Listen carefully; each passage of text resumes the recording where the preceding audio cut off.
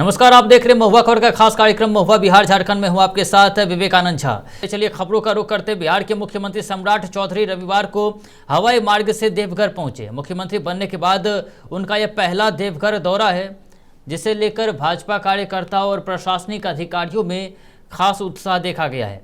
Deoghar airport पर जिला प्रशासन और भाजपा नेताओं ने उनका गर्मजोशी से स्वागत किया। आगमन के बाद मुख्यमंत्री को गार्ड ऑफ ऑनर भी दिया गया। एयरपोर्ट परिसर में समर्थकों की भीड़ जुटी रही। स्वागत कार्यक्रम के बाद सम्राट चौधरी सीधे बाबा बैद्यनाथ धाम के लिए रवाना हो गए, जहां वे पूजा अर्चना कर राज्य की सुख समृद्धि और विकास की कामना की। तो सम्राट चौधरी आज देवघर पहुंचे थे और इस दौरान जो है उन्होंने पूजा अर्चना की। एयरपोर्ट पर उनका भव्य स्वागत किया गया। साथ ही साथ इस दौरान सम्राट चौधरी भी खासा उत्साह नजर आया। तो सीएम बनने के बाद सम्राट चौधरी का ये पहला देवघर दौरा था, जहां पर गार्ड ऑफ ऑनर उन्हें सम्मानित किया गया। वहीं इस खबर पर ज्यादा जानकारी के लिए देवघर से संवाददाता अतुल जुड़ गए। अतुल, क्या कुछ तस्वीर आज जब सीएम सम्राट चौधरी मुख्यमंत्री बनने के बाद पहली बार देवघर पहुंचे? जी बिल्कुल विवेक, बहुत बड़ी ये उपलब्धि है और जिस तरह से सम्राट चौधरी का अचानक सीएम बनने के बाद देवघर में आना कहीं ना कहीं जो है वो एक सियासी सरगर्मी को तेज करने वाला होता है। और जिस तरह से आज अचानक जो है वो एक कहा जा रहा है यहाँ पर, जिस तरह से देवघर में कहा जा रहा है कि एक निजी कार्यक्रम में आए थे, लेकिन वो कार्यक्रम निजी नहीं था। वो कार्यक्रम था कि बाबा बैद्यनाथ 12 ज्योतिर्लिंग में, जिस तरह से देवघर का 12 ज्योतिर्लिंग है और बैद्यनाथ धाम है यहाँ पर, उस तरह से वहाँ पे सम्राट चौधरी का आना और यहाँ पर रुद्राभिषेक कराना, पूजा कराना, उसके बाद फिर जो है फिर तुरंत जो है चले जाना, ये कहीं ना कहीं दूसरी ओर संकेत करता है विवेक। जी बिल्कुल, जिस तरीके से सम्राट चौधरी वहां पर पहुंचे थे और उन्होंने जो है सीएम बनने के बाद उनका ये पहला देवघर का दौरा था, तो कार्यकर्ता में कितना उत्साह था? क्योंकि जाहिर सी बात है, जिस तरीके से सम्राट चौधरी बिहार के मुख्यमंत्री बने, उनके बाद से लगातार वो कई धार्मिक आयोजनों में शामिल हुए और उसके बाद अब जो है देवघर पहुंचे आज, तो इस दौरान कार्यकर्ताओं में क्या कुछ उत्साह रहा था? बिल्कुल, बता दूं विवेक कि जिस तरह से भारतीय जनता पार्टी के कार्यकर्ताओं में जिस तरह से उत्साह था, उमंग था, उसी तरह से देखा जा सकता है कि प्रशासन हो या फिर आम पंडा समाज हो, हर जगह जो है देखा जा रहा था मंदिर में कि काफी जोश था। लेकिन कहीं ना कहीं जो है कार्यकर्ताओं में काफी जोश था। मिलने का प्रयास काफी लोग कर रहे थे, प्रोटोकॉल काफी था, सुरक्षा चाक चौबंद थी, डॉग स्क्वाड से लेकर जो है काफी वीआईपी प्रोटोकॉल था, जेट सुरक्षा थी। उसके बावजूद जो है महुआ खबर जो मीडिया के लोग और खासकर महुआ खबर जब सवाल पूछने के लिए, जब उनसे मिलने के लिए प्रयास कर रही थी, लेकिन कहीं ना कहीं प्रोटोकॉल की सुरक्षा बहुत ज्यादा थी, जिसके कारण कहीं ना कहीं जो है उनसे किसी तरह का सवाल जवाब नहीं किया गया। और काफी तरीके से बाबा बैद्यनाथ धाम जो है वो जो आस्था का एक बड़ा केंद्र माना जाता है और वहां पर जो है श्रद्धालुओं की भी काफी भीड़ होती है। ऐसे में जब मुख्यमंत्री के तौर पर जब सम्राट चौधरी पहुंचे, तो सुरक्षा के लिहाज से वहां पर क्या कुछ इंतजाम किए गए थे ताकि श्रद्धालुओं को भी दिक्कत ना हो और सम्राट चौधरी की सुरक्षा व्यवस्था भी जो है वो मजबूत बनी रहे? बिल्कुल विवेक, बता दूं पहले मैं ये क्लियर कर दूं कि जिस तरह से सुरक्षा चाक चौबंद थी, बिल्कुल जो है सभी तरह से, चाहे वो वीआईपी गेट हो, चाहे वो सिंह द्वार हो, सुरक्षा के मामले में यहाँ के जिला प्रशासन हो, चाहे बिहार प्रशासन हो, सभी ने मिलकर जो है जिस तरह से सुरक्षा को चाक चौबंद किया। लेकिन कहीं ना कहीं ये देखा जा रहा था कि सम्राट चौधरी जब यहाँ पर आए, देवघर में आए, उसके बाद सुबह जब महुआ खबर ने ये चलाया, जबकि वो देवघर में आ चुके थे, बिहार विधानसभा के अध्यक्ष डॉक्टर प्रेम कुमार यहाँ पर सुबह में वो पूरे परिवार के साथ उन्होंने दर्शन किया था। उसके बाद वो सर्किट हाउस में अपने निजी कार्यों के लिए वो रुके थे। उसके बाद जब महुआ खबर ने, जब हमने पूछा कि सर सम्राट चौधरी भी आ रहे हैं, तो लगता है कहीं ना कहीं ये सियासी जो है ये पारा जो है वो एक साथ जुड़ने को दिख रहा है। क्योंकि बिहार विधानसभा के अध्यक्ष डॉक्टर प्रेम कुमार ने भी कहा कि हाँ, वो आश्वस्त थे कि हाँ सम्राट चौधरी यहाँ पर आ रहे हैं। तो कहीं ना कहीं जो है सुबह 7 बजे डॉक्टर प्रेम कुमार विधानसभा अध्यक्ष का आना, उसके बाद 4 बजे शाम में सम्राट चौधरी का ना कहीं ये दिखता है कि कुछ हलकान है। जी विवेक जी, चलिए बहुत बहुत धन्यवाद अतुल तमाम जानकारी के लिए। तो हमारे साथ अतुल कुमार गौतम देवघर से जुड़े हुए थे, जिन्होंने बताया कि किस तरीके से सम्राट चौधरी के आगमन को लेकर विशेष सुरक्षा के इंतजाम किए गए थे। सम्राट चौधरी का भव्य स्वागत इस दौरान एयरपोर्ट पर भी किया गया। वहीं बिहार के मुख्यमंत्री सम्राट चौधरी ने आज गर्दनी बाग स्थित बापू टावर का दौरा किया और राष्ट्रपिता महात्मा गांधी की विरासत को समर्पित इस भव्य स्मारक का निरीक्षण भी किया। मुख्यमंत्री ने टावर की अलग अलग दीर्घाओं, डिजिटल प्रदर्शनों और गांधी जी के जीवन से जुड़े ऐतिहासिक दस्तावेजों का भी अवलोकन किया। इस दौरान उन्होंने कहा कि बापू टावर महात्मा गांधी की अस्थायी विरासत और उनके विचारों को जीवंत प्रमाण है। देखिए इस खास रिपोर्ट में। मुख्यमंत्री सम्राट चौधरी ने रविवार को पटना के गर्दनी बाग स्थित बापू टावर का भ्रमण किया। इस दौरान उन्होंने भूतल से लेकर 5वें तल तक अलग अलग गैलरियों का निरीक्षण किया और वहां प्रदर्शित गांधी जी के जीवन, विचारों और स्वतंत्रता आंदोलन से जुड़ी सामग्री को देखा। मुख्यमंत्री ने सबसे पहले परिसर में स्थापित राष्ट्रपिता महात्मा गांधी की प्रतिमा पर पुष्प अर्पित कर श्रद्धांजलि दी। इसके बाद उन्होंने ओरिएंटेशन हॉल में टर्न टेबल थिएटर शो का भी जायजा लिया। निरीक्षण के दौरान अधिकारियों ने मुख्यमंत्री को बताया कि बापू टावर में स्कूली बच्चों और समूह में आने वाले लोगों के लिए निःशुल्क प्रवेश की व्यवस्था है। यहाँ गांधी जी के जीवन की यात्रा, दक्षिण अफ्रीका प्रवास, चंपारण सत्याग्रह, भारत छोड़ो आंदोलन और बिहार से उनके जुड़ाव को आधुनिक तकनीकी के जरिए प्रदर्शित किया गया है। मुख्यमंत्री ने डिजिटल गैलरियों, रिसर्च सेंटर, प्रेक्षागृह, प्रतीक्षालय और आंगतुक सुविधाओं की भी जानकारी दी। मुख्यमंत्री ने कहा कि बापू टावर महात्मा गांधी की अस्थायी विरासत का प्रमाण है। यह नई पीढ़ी और देश भर से आने वाले लोगों के लिए बेहद उपयोगी और दर्शनीय स्थल बनेगा। उन्होंने कहा कि यहाँ आने वाले लोग बापू के आदर्श, स्वतंत्रता संग्राम में उनकी भूमिका और बिहार से उनके लगाव को बेहतर ढंग से समझ सकेंगे। मुख्यमंत्री ने अधिकारियों को निर्देश दिया कि स्कूलों के शैक्षणिक भ्रमण कार्यक्रम में बापू टावर, बिहार संग्रहालय, पटना म्यूजियम और साइंस सिटी को शामिल किया जाए। साथ ही परिसर और आसपास हरियाली बढ़ाने का भी निर्देश दिया गया। इस दौरान मुख्यमंत्री ने सत्याग्रह बापू टावर पत्रिका का भी विमोचन किया और इसे डिजिटल रूप में उपलब्ध कराने की बात कही। महुआ खबर के लिए नोएडा डेस्क की रिपोर्ट। मुंगेर से इस वक्त की बड़ी और अहम खबर आ रही है, जहां सोशल मीडिया पर मारपीट का एक वीडियो तेजी से वायरल हो रहा है। वीडियो में पुरुषों के साथ महिलाएं भी लाठी डंडे लेकर एक दूसरे पर हमला करती नजर आ रही है। बताया जा रहा है कि मामूली जमीन विवाद ने ऐसा हिंसक रूप ले लिया कि दो पड़ोसी परिवार आमने सामने आ गए। घटना मुंगेर के वासुदेवपुर थाना क्षेत्र के चौखंडी गांव की है। देखिए खास रिपोर्ट।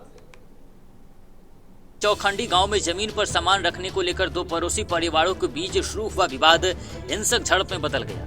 सोशल मीडिया पर वायरल वीडियो में साफ देखा जा सकता है कि दोनों पक्षों के लोग लाठी डंडों से एक दूसरे पर हमला कर रहे हैं। जानकारी के मुताबिक मसूमात अनीता देवी के घर के पीछे खाली जमीन है। आरोप है कि पड़ोसी सनी सहनी और उसके परिवार ने बिना अनुमति वहां अपना सामान रख दिया, जिसके बाद विवाद शुरू हुआ। बताया जा रहा है कि 16 अप्रैल को भी दोनों पक्षों के बीच मारपीट हुई थी। उस समय डायल 112 पुलिस मौके पर पहुंची और मामला शांत कराया था, लेकिन उसी रात विवाद फिर भड़क गया। वायरल वीडियो में दिख रहा है कि महिलाएं भी हाथों में डंडे लेकर मारपीट में शामिल है। यहाँ तक कि जमीन पर गिरने के बाद भी एक बुजुर्ग को बेरहमी से पीटा गया। इस हिंसक झड़प में अनीता देवी पक्ष के 5 लोग घायल हुए हैं, जबकि दूसरे पक्ष के 3 लोग जख्मी बताए जा रहे हैं। घायलों का इलाज कराया गया है। घटना के बाद पुलिस ने दोनों पक्षों को थाने बुलाया और दोनों ओर से लिखित शिकायत ली गई। करीब 10-10 लोगों के खिलाफ मामला भी दर्ज किया गया है। मार के दोनों जीव को, पति पत्नी दोनों को जान से मारने का पूरा प्रयास हुआ। ये बेहोश हो गई मारते मारते। इसका पति का हाथ टूट के गिर गया, कोई अभी उपचार में है। दूसरा, मेरे ससुर जी इनको बचाने के लिए जैसे ऐसे हुलके कि उतना देर में हमारे ससुर जी को भी दर वीडियो भी साफ है कैमरा में, पीटने लगे। इन लोग के चक्कर में फिर मेरा पति दौड़ा तो उसको भी 10 मिल के चूर दिया। अब इसके चक्कर में हमारे को बड़ी बेटी 20-22 साल के, वो भी दौड़ा, उसके साथ 4 को 50 साल जो बदतमीजी किया कि हम बता नहीं सकते। पुलिस ने त्वरित कार्रवाई करते हुए दोनों पक्षों से 2-2 लोगों को गिरफ्तार कर जेल भेज दिया है। गांव में तनाव को देखते हुए पुलिस नजर बनाए हुए है। एक बार फिर सवाल यही है कि मामूली विवाद कब हिंसा में बदल जाए, इसका अंदाजा लगाना मुश्किल हो गया है। मुंगेर से महुआ खबर के लिए अमृतेश की रिपोर्ट। तो मुंगेर के चौखंडी गांव की यह घटना बताती है कि छोटी सी कहासुनी भी अगर समय पर नहीं सुलझे तो बड़ा संघर्ष बन सकती है। फिलहाल पुलिस कार्रवाई कर रही है, लेकिन गांव में जो है वो तनाव का माहौल बना हुआ है। चलिए अब अगली खबर का रुख करते हैं और अगली खबर आरा से है, जहां आरा में कांग्रेस पार्टी ने संगठन को मजबूत करने के लिए संगठन सृजन अभियान की शुरुआत तेज कर दी है। भोजपुर जिला कांग्रेस कमेटी की ओर से शहीद भवन स्थित कांग्रेस कार्यालय में जिला अध्यक्ष डॉक्टर श्रीधर तिवारी की अध्यक्षता में महत्वपूर्ण बैठक आयोजित की गई। बैठक में बड़ी संख्या में कार्यकर्ता और वरिष्ठ नेताओं ने हिस्सा लिया। बैठक के बाद प्रेस वार्ता में जिला अध्यक्ष ने बताया कि यह अभियान राहुल गांधी और मल्लिकार्जुन खड़गे के निर्देश पर चलाया जा रहा है। इसका उद्देश्य चुनाव से पहले बूथ, प्रखंड, जिला और प्रदेश स्तर तक संगठन को मजबूत करना है। उन्होंने कहा कि पार्टी ने पारदर्शिता के लिए डिजिटल सदस्यता अभियान भी शुरू किया है। बीपीसीसी ऐप के जरिए कोई भी 18 वर्ष से अधिक आयु का बिहार का मतदाता सृजन साथी बन सकता है। कांग्रेस ने सामाजिक भागीदारी बढ़ाने पर जोर दिया है, जिसमें एससी, एसटी, ओबीसी, महिला, युवा और अल्पसंख्यकों को प्राथमिकता दी जा रही है। ब्लॉक अध्यक्ष चयन की अंतिम तिथि 15 मई तय की गई है। बिहार में सृजन साथी बनाने की कार्यक्रम चल रहा है। जैसा कि आप लोग जानते हैं, संगठन सृजन के माध्यम से पूरे देश में संगठन का फिर से नवनिर्माण हो रहा है, विस्तार हो रहा है। उसी कड़ी में यह जिला और प्रखंड में सृजन साथी जनसंपर्क अभियान के तहत नए लोगों को इसमें सदस्य बनाने की प्रक्रिया है और यह मोबाइल के ऐप से यह प्रक्रिया है। टोटल डिजिटली यह कार्यक्रम है और जिसमें कांग्रेस जन और आम जन सब लोगों को निमंत्रण दिया गया। वहीं पटना के रामकृष्ण नगर थाना क्षेत्र से बड़ी आपराधिक वारदात सामने आई है, जहां एक ज्वेलरी दुकान में दिन दहाड़े हथियारबंद बदमाशों ने डकैती की घटना को अंजाम दिया। बताया जा रहा है कि 2 मोटरसाइकिल पर सवार 5 अज्ञात अपराधी दुकान पर पहुंचे और पिस्टल का भय दिखाकर दुकान में मौजूद लोगों को अपने कब्जे में ले लिया। इसके बाद बदमाश दुकान से लाखों रुपए के जेवरात लूटकर फरार हो गए। दुकानदार के अनुसार जो है अपराधी करीब 100 ग्राम सोने की ज्वेलरी और 3 से 4 किलोग्राम चांदी लेकर भागे हैं। वहीं लूटे गए सामान की कुल कीमत लगभग 15 से 20 लाख रुपए बताई जा रही है। घटना के बाद इलाके में दहशत का माहौल है और स्थानीय व्यापारियों में भी नाराजगी देखी जा रही है। सूचना मिलते ही नगर पुलिस अधीक्षक पूर्वी पटना परिचय कुमार के नेतृत्व में पुलिस टीम मौके पर पहुंची और घटनास्थल का निरीक्षण किया। मामले की गंभीरता को देखते हुए विशेष टीम का गठन किया गया। साथ ही पुलिस आसपास लगे सीसीटीवी कैमरों की फुटेज भी खंगाल रही है और तकनीकी जांच के जरिए अपराधियों की पहचान भी की जा रही है। पुलिस का दावा है कि जल्द ही आरोपियों की गिरफ्तारी कर पूरे मामले का खुलासा किया जाएगा।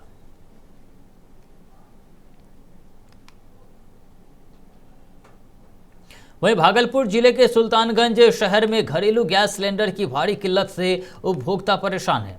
अनुराधा इंडिया गैस गोदाम पर सुबह से ही लंबी कतारें लगी है, जहां लोग तपती धूप में घंटों इंतजार करने को मजबूर है।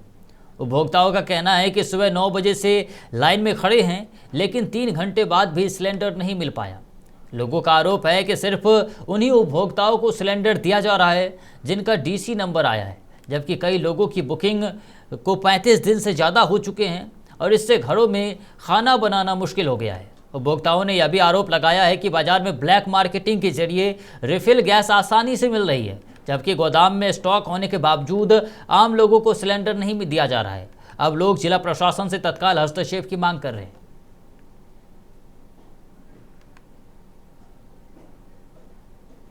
वहीं गया जिले की इमामगंज थाना क्षेत्र में हुए चर्चित सीएसपी लूटकांड का पुलिस ने सफलतापूर्वक उद्भेदन कर दिया है। बीते 8 अप्रैल 2026 को SH 69 स्थित पाकड़डीह के पास नकाबपोश अपराधियों ने पिस्टल के बल पर दिन दहाड़े 2,07,000 रुपये लूट लिए थे। इस घटना के बाद पुलिस लगातार अपराधियों की तलाश में जुटी थी। इमामगंज SDPO कमलेश कुमार ने प्रेस वार्ता कर बताया कि लूटकांड में शामिल सभी अपराधियों को गिरफ्तार कर लिया गया है। गिरफ्तार आरोपियों के पास से हथियार और 3500 रुपये नकद बरामद किए गए हैं। SSP सुशील कुमार के निर्देश पर गठित विशेष टीम ने लगातार छापेमारी कर यह सफलता हासिल की है। टीम में थाना अध्यक्ष अमित कुमार, SI पवन कुमार, SI ममता कुमारी समेत कई पुलिसकर्मी शामिल थे। एसडीपीओ ने कहा कि उत्कृष्ट कार्य के लिए टीम को पुरस्कृत करने की सिफारिश की जाएगी।